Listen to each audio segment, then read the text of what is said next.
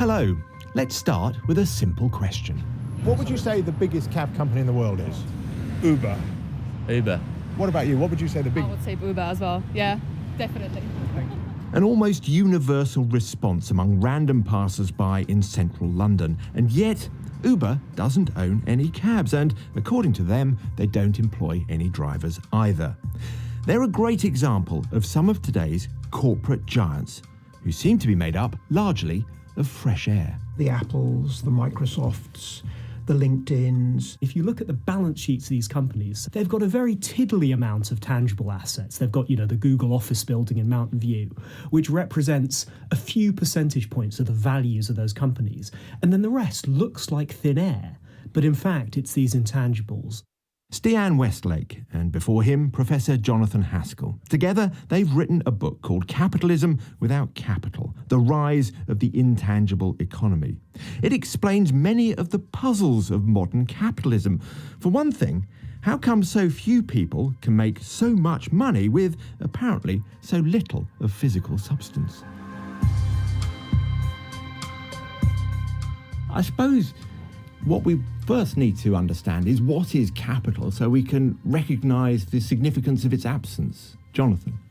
What we think of as capital is it's the product of investment by firms who build a long-term asset which they can get a stream of benefits from. So an obvious example would be a building.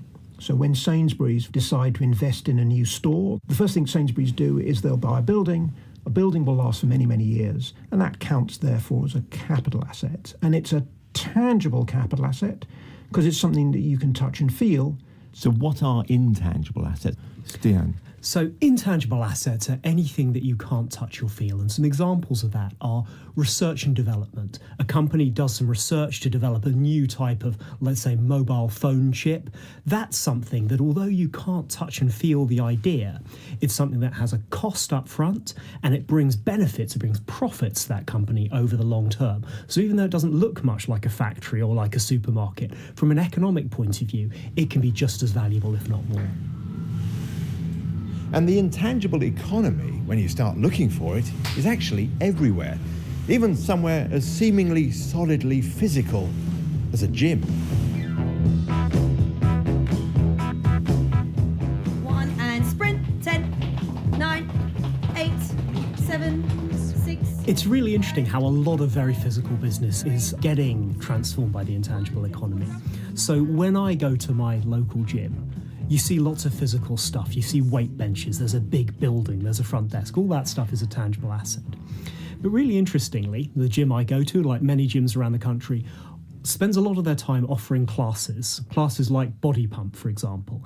And there's a really interesting story there, because it turns out that Body Pump and classes like it are not offered by the gyms themselves, but are a brand of a company based in New Zealand called Les Mills International, which is basically an intangible rich company. What they do is they design workout routines, they acquire the music rights to the music that you do the routines to, they do training packages for the instructors and charge a license fee for that. So at the heart of one of the most kind of physical businesses you can think of, the business of physiques, a gym, you have this intangible-based business making tons of money and really going almost unnoticed. So today's economy looks very different from even the quite recent past. If we got into the Radio 4 time machine and went back to the 50s, the big new American companies that were listing on the stock market are composed overwhelmingly of tangible assets. 85% of their value is in real stuff. Not anymore. They've always have been intangible assets. Businesses have always had ideas or they've invested in brands. Now, in countries like the UK, the US, Germany, more of the capital that's invested each year is intangible, these ideas and these brands, than tangible. And that's the big change that we're recording here. And how does that change the way we think about the economy? How do we look at what is valuable? So some of the really big changes, one of them, for example, is that intangible assets tend to be what we would call scalable. If you consider a company like Uber, which have a very valuable algorithm for allocating and routing taxis, that algorithm can be used across any large number of taxis in a city and indeed in any number of cities. So that one asset, that one intangible asset, goes an infinitely long way. So I suppose if we went back to the 50s and you were a particularly entrepreneurial cab operator and you wanted to scale your business, there would be limits on how big you could go. You were limited by the sort of geography of the area. You were limited by how much money you had to invest in cabs. And moreover, you can get 5 people in a cab, and once you're carrying 5 people, if you want to do more business, you need another cab. Whereas if you are Uber, you don't need to buy a new algorithm every time you want to run a new cab. So many more markets become winner take all, and the advantage to getting that competitive edge, to being the best in your game, goes up. This is one of the reasons why the move to an intangible economy, capitalism without capital, really matters. Because when companies based on non-physical assets like algorithms grow, well, there's more or less no limit to how big they can get, and hence how rich the very few people at the top become. As the business news reminds us almost every day. Hey, let's talk about some big money. Do you know Amazon hit the $1 trillion mark? And its big boss, the chief executive, the founder, Jeff Bezos, is the world's richest man by far. Guess what he earns an hour? $8 million an hour. Is that 1% versus the rest, the winner take all, is that providing us with a big problem in terms of how we organise society, do you think? It's a problem, but it's also a benefit. You can take a taxi cab to London Airport, you can get out at San Francisco Airport and use the same algorithm to take another taxi cab. There are quite a few benefits to being part of that big scale and that large network. But then there are, of course, worries that a dominant company would become lazy, it wouldn't serve its customers well, there wouldn't be the essential rivalry in the market. This is why we think the growth of the intangible economy is the background to the type of worries and concerns that increasingly policymakers have got and that antitrust authorities have got to struggle with. And the other angle to that is if you think about what type of people do well at managing these intangibles or at leading intangible rich businesses, these assets are often ideas based. People talk about the knowledge economy, and if you think about people who are well educated, people who are open to new experiences, they're probably going to thrive in this kind of economy. They'll probably be well rewarded for their labour. If you're not, if you don't have those advantages, if you don't have those privileges, you're likely to have a much harder time. And if you think of some of the divides that we're seeing in our society and the fact that there are a lot of people who are fed up with kind of metropolitan liberal elites, perhaps this is kind of some of the economic underpinning for that. It explains Trump, does it? It explains a bit of Trump, perhaps. It probably does. And certainly if you look at the places where these intangible economies flourish, they happen in the kind of thriving, diverse cities where ideas fly around and people are very kind of tolerant and liberal. Those places were not the places that voted for Trump. The places that have been left behind by that economy, for the most part, are the places that voted for Trump.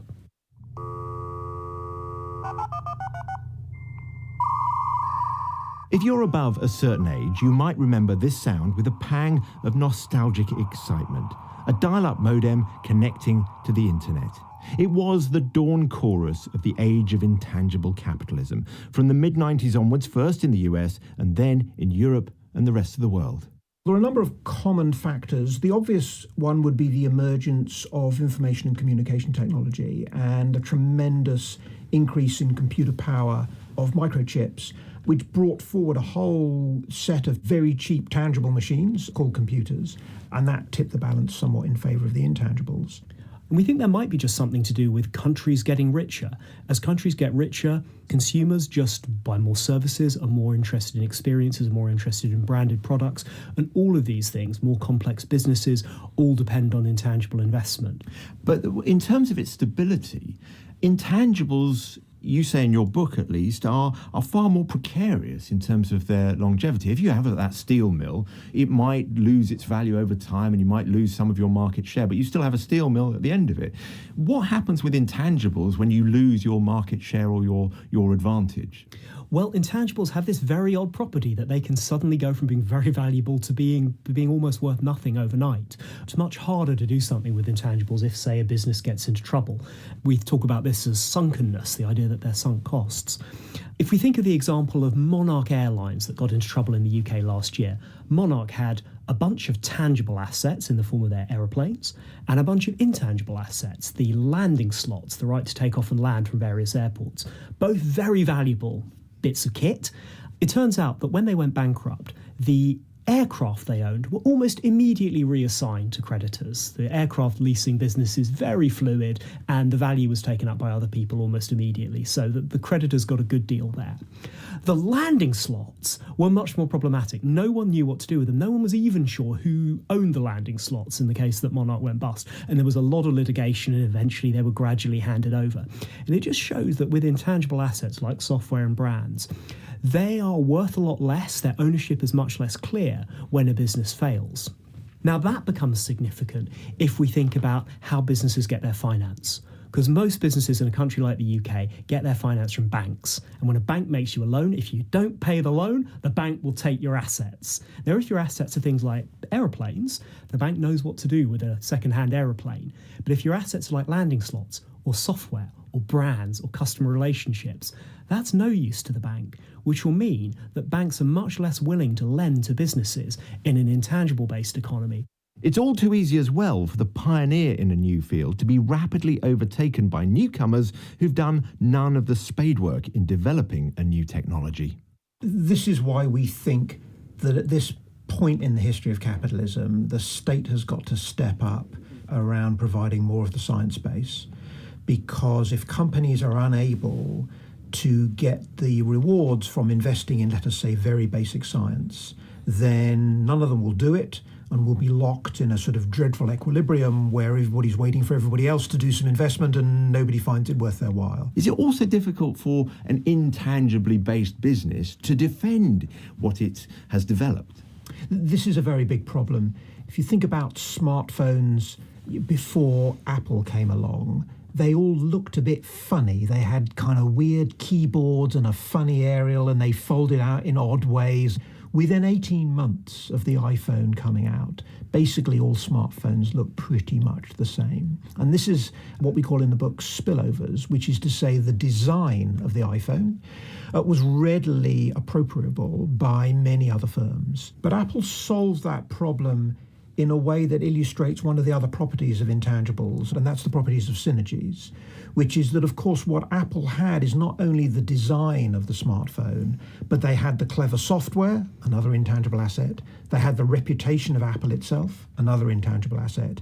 And they had the whole network and marketing system around the App Store, another intangible asset as well. Synergies essentially are that the whole is greater than the sum of the parts. So they all these ideas and features come together and create something bigger. People talk about the whole Apple ecosystem as being a kind of measure of those synergies. And I suppose a good place to end is, should we care about this? I mean, we see a lot of economists bemoaning the fact that, we don't make anything anymore. It's all services, people making cups of coffee for each other. That's no way to run an economy. Does it matter? So one way in which it might matter, for example, is around inequality. It might well be that in the future, the firms who can scale up, they might grow very affluent, and the owners of that company might do extremely well, whereas everybody else might not do quite so well. Jonathan Haskell and Stian Westlake.